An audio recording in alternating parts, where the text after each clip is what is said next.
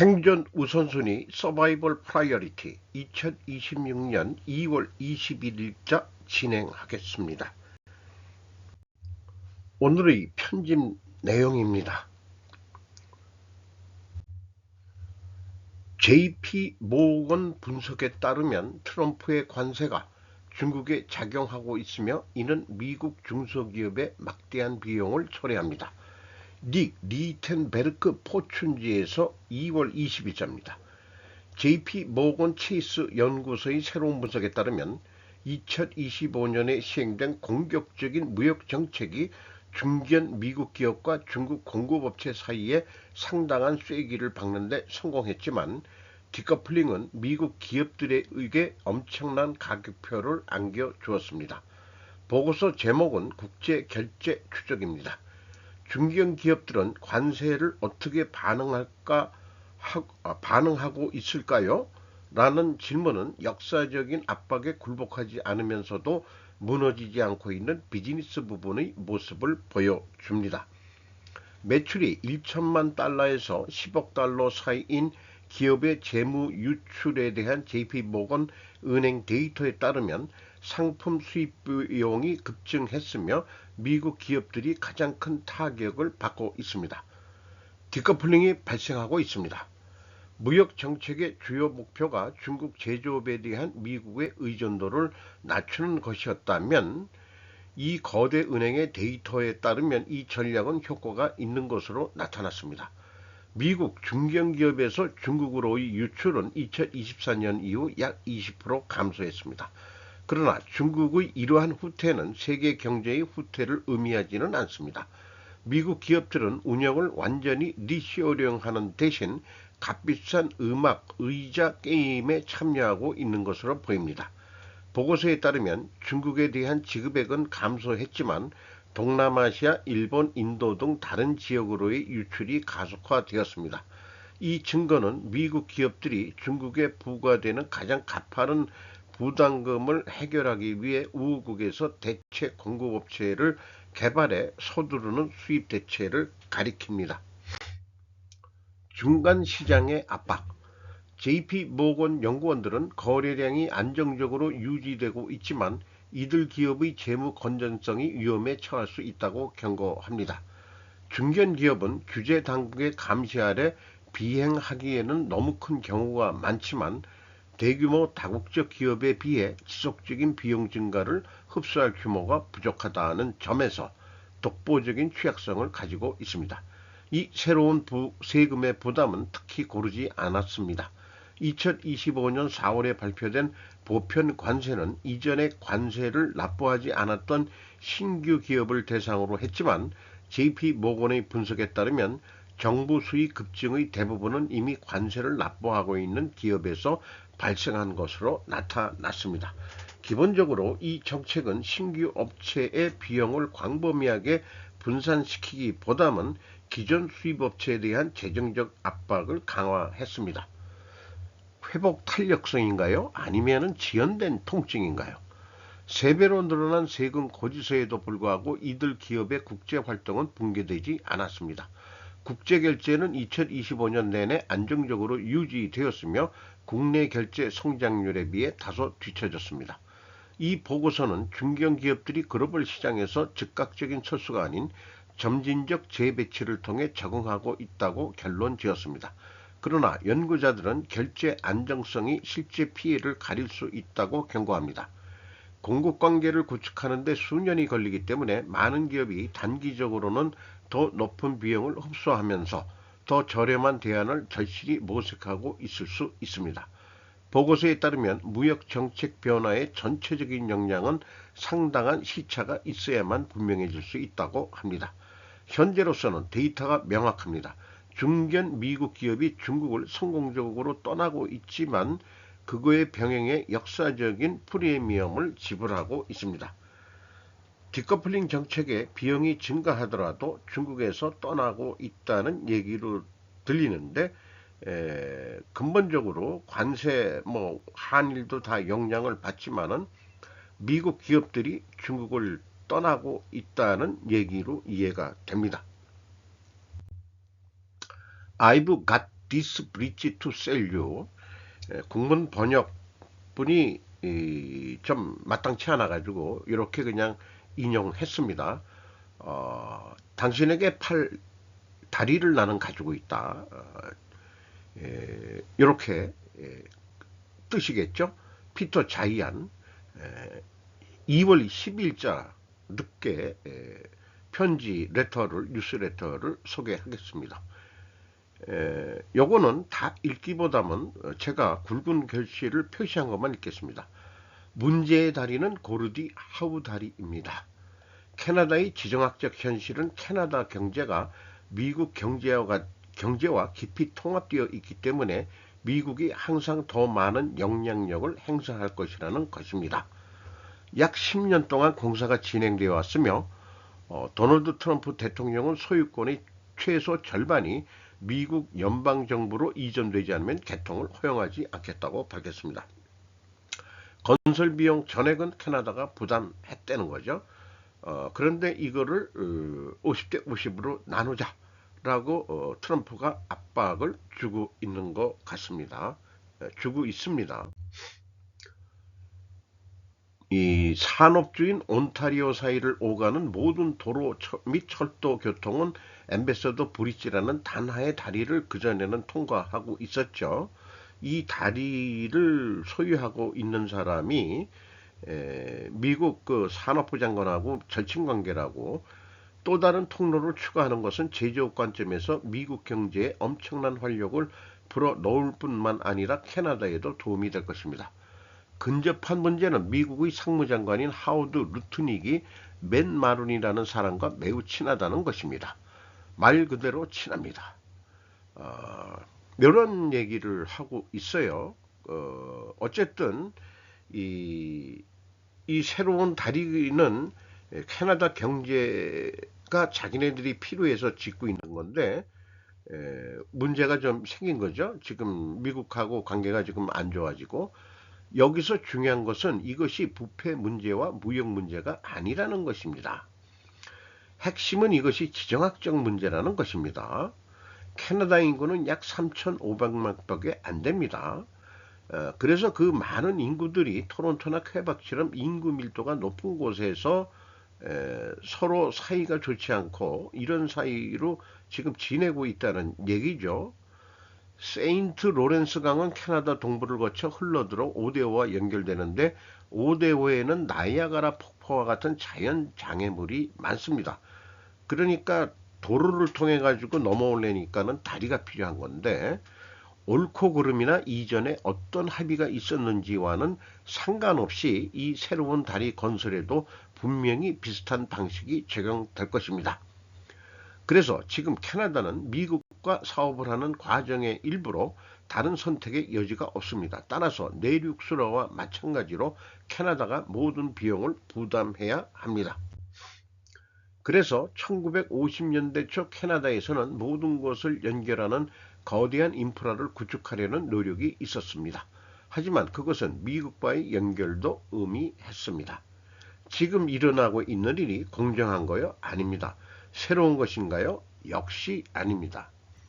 고리디 하우 브릿지라고 새로 짓고 있는 건데, 이거를 무슨 교라고 그러죠? 현수교 식으로 아주 거대한 다리가 지금 조만간 연결이 될 것 같은, 이쪽이 미국 쪽인 것 같아요. 그 미국 국기가 달려 있고 저쪽은 아마 그러면 캐나다 국기가 달려 있는 모양이죠. 이렇게 해가면서 여기 최종 상판을 이 양쪽의 크레인이 들고서 이렇게 조립이 최종적으로 될 것 같습니다. 그럴 것 같죠? 하루에 수백 번의 공격 전 센트컴 부국장은 미국이 몇 시간 안에 이슬람 정권을 소탕할 수 있다고 말합니다. 아미차이 스타인이 예루살렘 포스트에서 보도했습니다. 전 센트컴 관계자는 포스트와의 인터뷰에서 이란에 대한 첫 번째 공격 가능성은 미국과 이스라엘의 가장 즉각적인 위험인 첫 번째 전략미사일 기지와 발사대에 초점을 맞출 것이라고 말했습니다. 미국의 중동 군사 자산이 대량으로 축적된 것은 단순한 무력과시가 아니라 미국이 이란 정권의 권력 구조를 몇 시간 만에 해체할 수 있는 능력을 가지고 있다는 신호라고 부대독은 말합니다. 밥 하워드 전 미 중부사령부 부사령관 하워드는 예루살렘 포스트와의 인터뷰에서 공동포괄적인 행동계획 탈퇴와 핵무장한 이란을 용납하지 않겠다는 미국의 입장을 언급하며 그가 설명한 한 가지는 도널드 트럼프 대통령이 자신의 말대로 행동한다는 것입니다. 라고 말했습니다. 이제 그는 군사행동을 위한 자산을 마련했습니다. 핵 및 한도미사일 프로그램에 관한 목표를 달성할 수 없다면 중재를 넘어 행동할 의향이 있습니다. 두 번째, 미국이 IRGC 본부를 공격할 수 있습니다. 그러나 전략의 가장 중요한 변화는 정권의 내부 권력 장악과 관련이 있습니다. 하워드는 캠페인이 국가 인프라보다는 이슬람 혁명 수비대와 이란 국민을 억압하는 데 사용되는 도구들을 목표로 할 것이라고 제안했습니다. 현대 미국 전쟁 능력에 대해 설명할 것입니다. 그는 이라크와 아프가니스탄 전쟁에서 볼 수 있었던 것보다 훨씬 뛰어나다고 언급했습니다. 우리가 배운 것과 지휘, 통제, 표적화 등 기술 측면에서 개발할 수 있었던 것 덕분에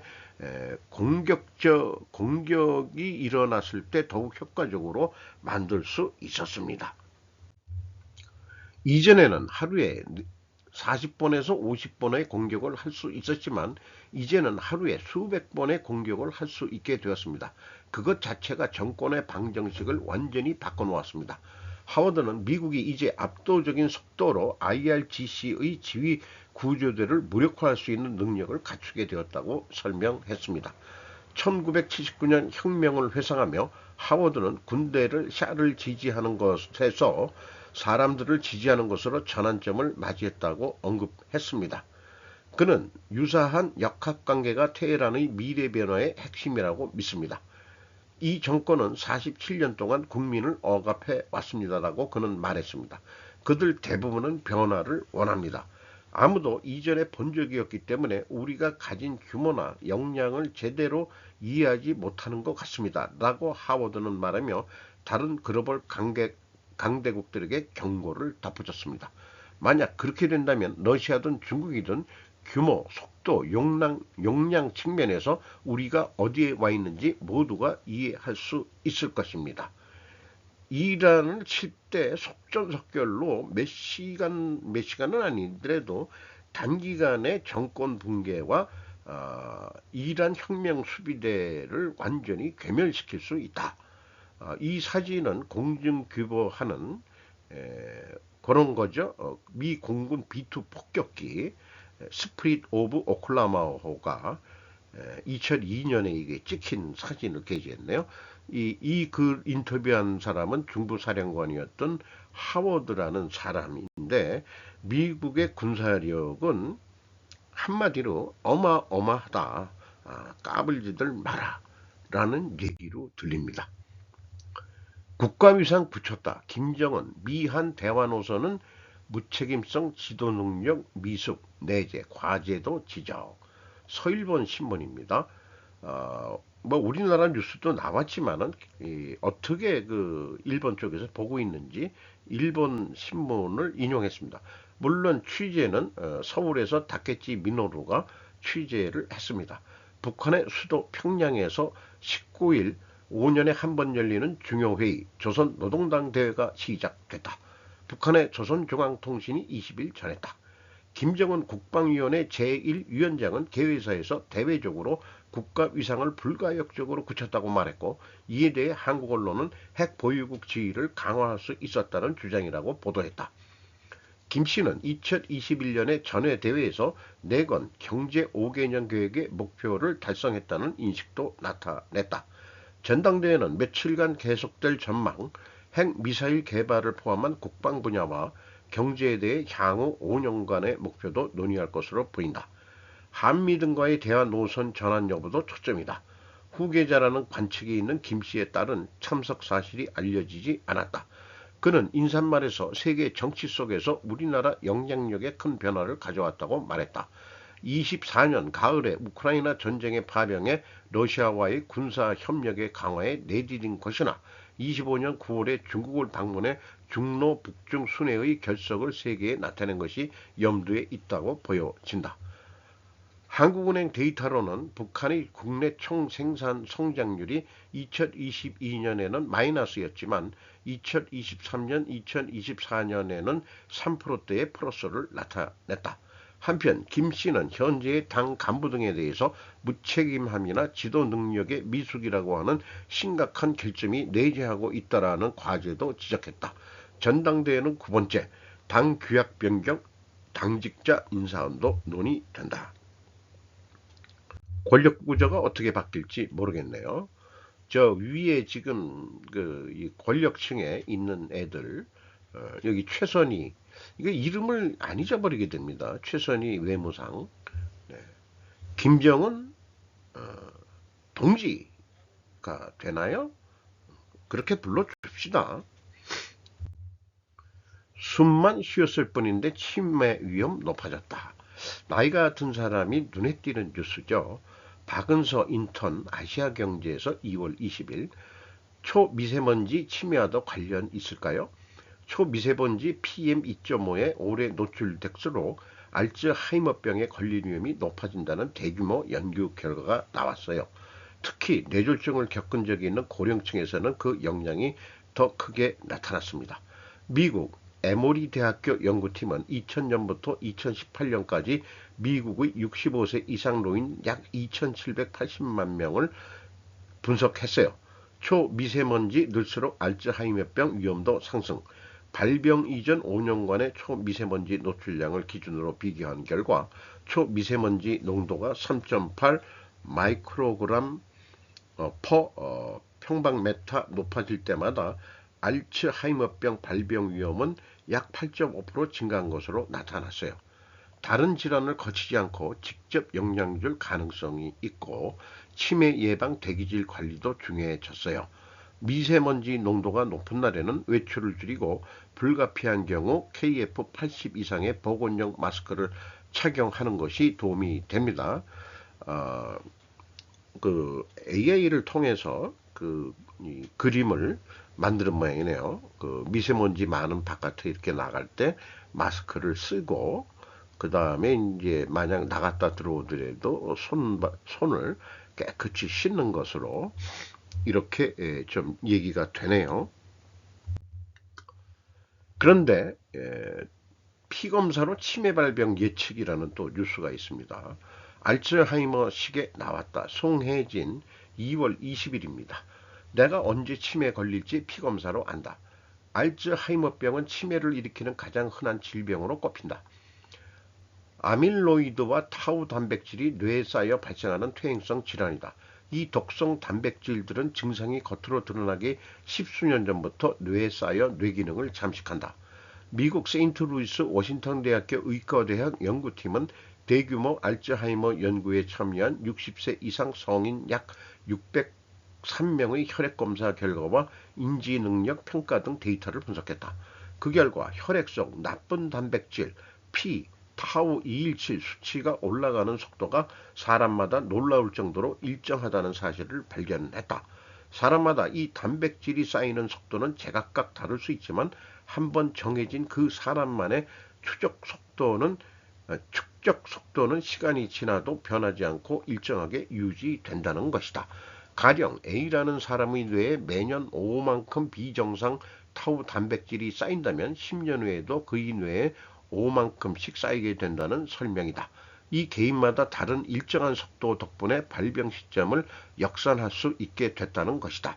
아직 3, 4년 오차 범위 있어.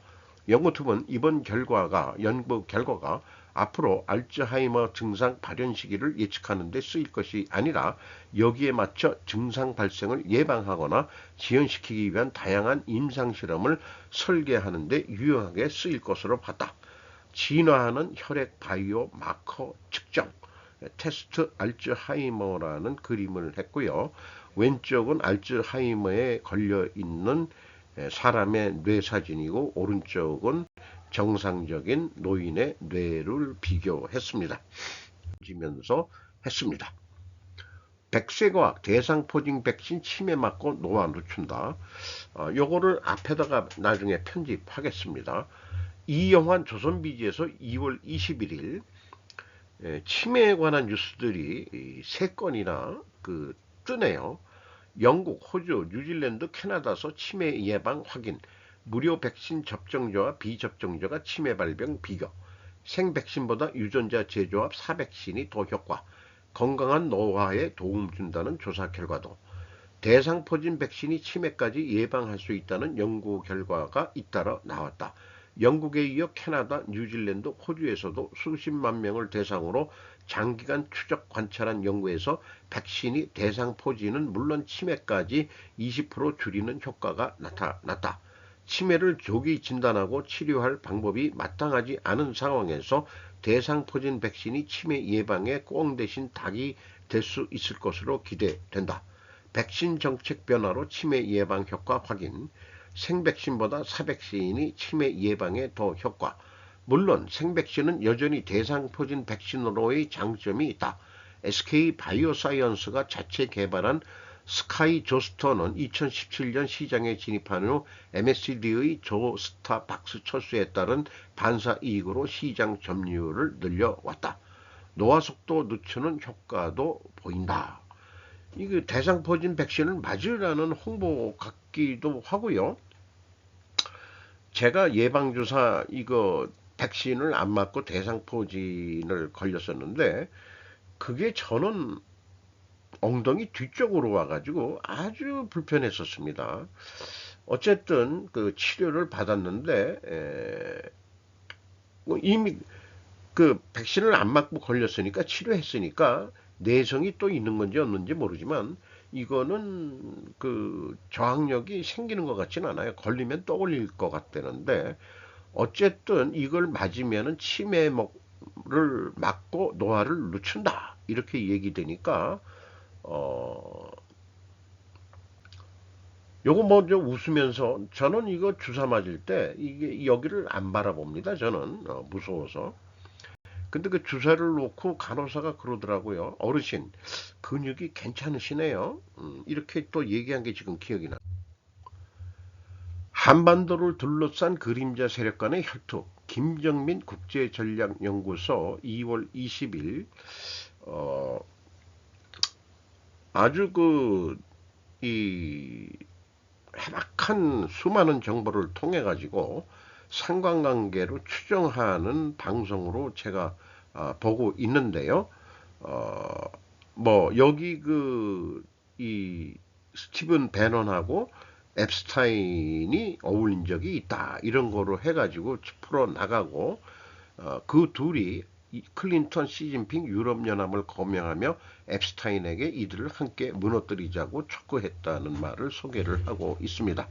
그리고 프란치스코 교황이 벤스 미 부통령과 비공개 면담을 한 후에 바로 죽었다는 얘기도 하고 있습니다. 찰리 커크 암살이 2025년 9월달 있는데 찰리 커크 아버지 로버트 커크가 트럼프 젊었을 때, 그 다음에 요게 앱스타인이죠. 얘도 젊었을 때 이 사람인 모양이에요. 나머지 자료들은 그냥 화면을 정지해서 읽어보시기 바랍니다. 한 2시간 반 이상의 방송이기 때문에 제가 나름대로 엑기스만 뽑아가지고 편집을 했다고 봐주십시오. 커크 마누라도 그때 뉴스가 나왔죠. 트럼프한테 포옹하는 게 일반 남녀 사이 같지 않은 포옹을 하더라. 여가 되게 섹시해 보이고 좀 그렇게 돼 있습니다. 드루킹 문재인 정권은 예수의 조국은 로마. 황당 주장. 청 카톨릭 모임 청가회 회장의 윤영창 성남시장 등 거치 정리 뭐 이런 것도 소개를 하고 있고 문재인이 바티칸 2회 방문을 했었다는 얘기 문재인 3월 5일에 이번에 방미하고 남북관계 기조연설을 한다 이런 얘기도 있고요.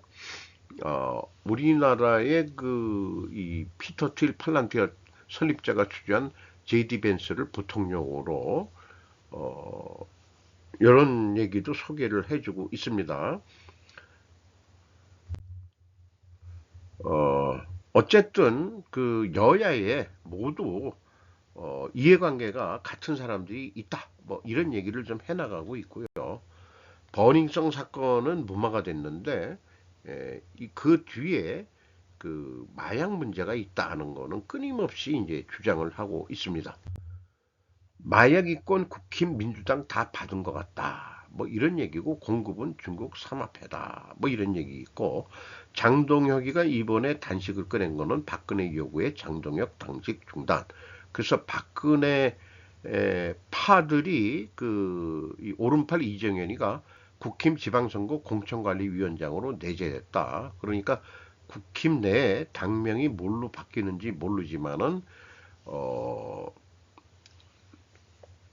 뭐 이렇게 좀 바뀌고 있다는 얘기고 국힘당이 재무장하고 있고 이재명 레임덕 연맥이기 작전을 또 하고 있는 것 같다. 뭐 이런 얘기고요. 그리고 주진우라는 애가 중국인 무비자 통과시킨 장본인이다, 얘가. 그런데 얘가 겉으로는 반중을 얘기를 하는 놈이라고 그렇게 얘기를 하고요. 지금 부산을 중국화 시키려는 음모로 부산시장으로 나온다고. 세 조직이 남북교류를 다 원한다. 그 세 조직은 국제 결말에 와서 얘기를 하는데 영국, 프랑스, 로스차일드, 스위스, 로스차일드, 교황청 다 이권을 차지하려고 하고 있다. 유는 나가리 됐고 버리졌다. 인생 쫑났다. 그리고 브루킹스 연구소에서 초빙했던 박선원의 알아차린 북진통일 못한 윤. 계엄을 왜 했냐? 만약 성공했다면은 북한 공격이 일어났을 수 있다. 그러나 세계의 뒤에 있는 세력들은 한반도의 이권으로 먹을 게 많기 때문에 결코 한국에서는 한반도에서는 전쟁을 일으키지 않으려고 노력을 하고 있다. 그리고 마지막에 지금 영국의 그 행보가 이상한데 홍콩을 다시 영국이 가져가려고 하는 거 아니냐. 일국 양제하기로 했는데 왜 약속을 안 지키고 통합을 했느냐. 이래가면서 동북아시아에서 대영 제국이 부활하는가라고 질문을 던지네요. 오늘도 좋은 하루 되시기 바랍니다. 굿다이.